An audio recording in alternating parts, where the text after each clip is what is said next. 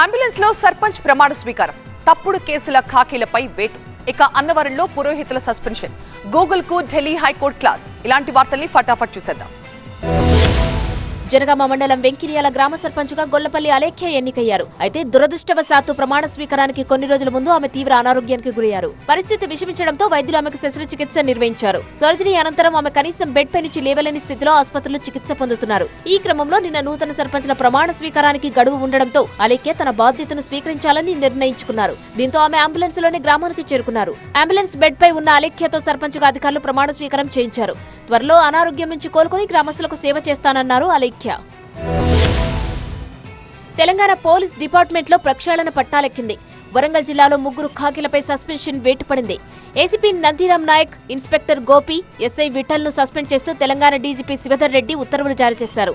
Warangal Mattewada police స్టేషన్లో తప్పుడు కేసులు బనాయించారని ఫిర్యాదులు రావడంతో డీజీపీ సీరియస్ గా స్పందించారు.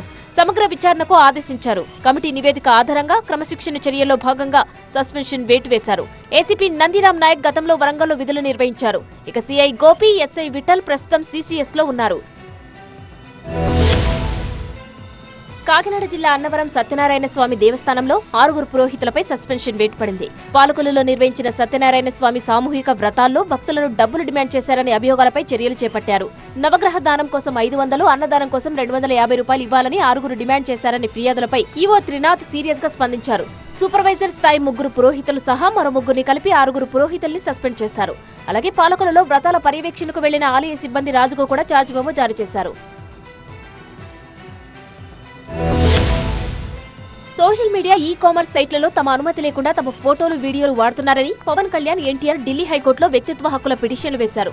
తమ ఫోటోలు, వీడియోలు వాడకుండా ఆయా సంస్థలకు ఆదేశాలు ఇవ్వాలని కోరారు. ఏఐ వీడియోలతో తమ ప్రతిష్టకు భంగం కలిగిస్తున్నారని పిటిషన్లో పేర్కొన్నారు. విచారణ జరిపిన justice Manmeet Pritam Singh Arora Meta, Google, Excel సంస్థలను ఆదేశించారు. చర్యలు తీసుకోవాలని సదరు సంస్థలను ఆదేశిస్తూ గడువు కూడా విధించారు. మరోవైపు సంబంధిత పోస్టులపై తప్పక చర్యలు తీసుకుంటామని మెటా సంస్థ ప్రతినిధులు హైకోర్టు దృష్టికి తీసుకెళ్లారు.